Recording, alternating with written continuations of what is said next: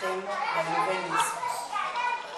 Nous avons vu avec papa quelques sous-titres sur la nouvelle naissance. Donc par définition, premièrement, la nouvelle naissance, c'est l'expérience personnelle qu'un homme a avec Dieu. C'est-à-dire, en parlant de la nouvelle naissance, pour mieux comprendre la nouvelle naissance, il faut d'abord repartir dans le jardin d'Éden, d'où on voit l'histoire du serpent, de Adam et Ève. Avant, l'homme était en une parfaite communion avec Dieu, jusqu'à ce que le serpent arrive à prêcher à la femme et conseille à la femme de manger le fruit de l'arbre où Dieu avait strictement interdit à Adam de toucher. Après que la femme ait mangé le fruit de l'arbre, ensuite elle donna à son mari. C'est après cela que le péché est entré et a brisé l'union qui existait entre l'homme et la femme. Et c'est là que nous allons voir la nouvelle naissance. Quelle est l'importance de la nouvelle naissance? Après que l'homme soit tombé dans le péché ou encore la disgrâce, la nouvelle naissance est arrivée pour rétablir la relation qui existait entre l'homme et Dieu. C'est là où on voit dans le livre de Amos 3.3 où ça nous dit que deux hommes peuvent-ils marcher ensemble sans être convenus? C'est-à-dire, la nouvelle naissance, elle arrive pour rétablir la relation entre Dieu et l'homme pour que ces deux puissent encore marcher de nouveau ensemble.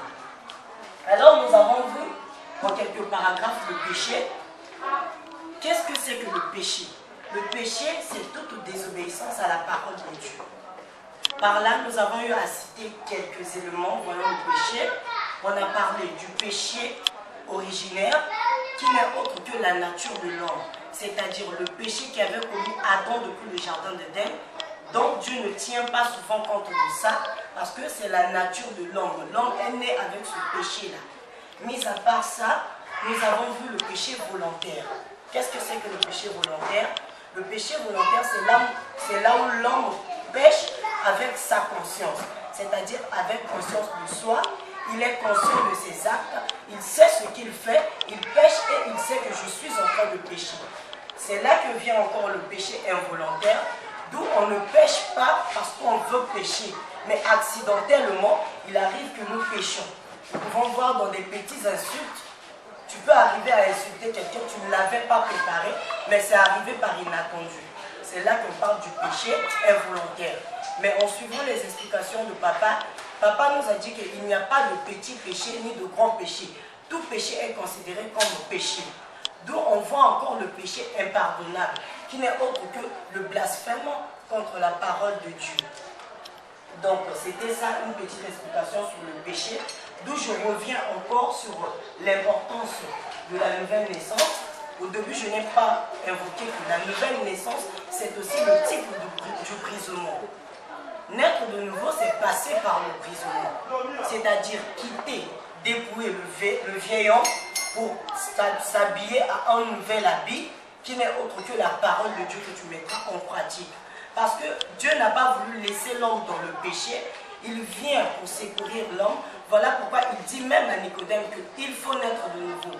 Nous naissions de nouveau pour rétablir notre relation avec Dieu et pour passer par le brisement. D'où on a vu dans le livre de 1 Pierre, chapitre 3, au verset 6 ou 8, si je ne me trompe pas, d'où on dit que vous devez avoir la même pensée, les mêmes sentiments.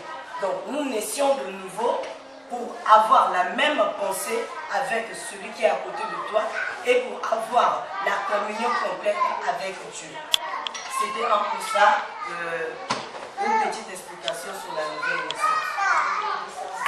Mes soeurs ont dit, donc je crois que la réalité, c'est ce que j'ai déjà dit sur le péché d'Adam et d'autres. Maintenant, on va être en train de se l'église de parler, on a pris le passage de Jean 3, verset 1 à 7.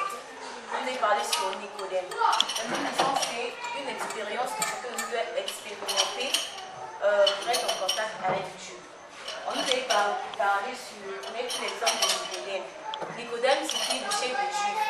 Il maîtrisait très bien la Torah. La Torah, c'est un livre écrit par Moïse.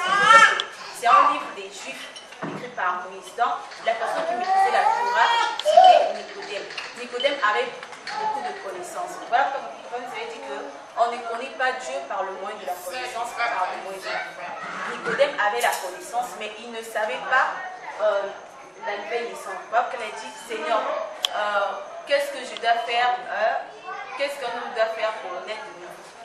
Maintenant, il avait dit à Dieu, qu'est-ce qu'un homme doit faire pour hériter le royaume des cieux? Il a dit que pour hériter le royaume des cieux, un homme doit naître de nouveau. Donc, sans la nouvelle naissance, nous ne pouvons pas aller au ciel. Mais comme vous avez dit que dans la prédestination, tout le monde est destiné à aller au ciel. Maintenant, dans la faisabilité, tout le monde est prédestiné à aller au ciel. Maintenant, dans la pratique, pour aller au ciel, il faudrait qu'une personne naisse de nouveau. L'importance de la nouvelle naissance est que la nouvelle naissance nous permet de contact avec Dieu, puis d'hériter le royaume de Dieu. Quand un homme naît de nouveau, il ne devient plus comme tout le monde. Il devient un homme libre et un homme différent des autres. Donc un homme qui maîtrise la parole de Dieu et un homme qui met la parole de Dieu en pratique. Maintenant, en dehors de ça, nous allons parler sur du péché. Le péché, c'est quelque chose, c'est la désobéissance de la parole de Dieu.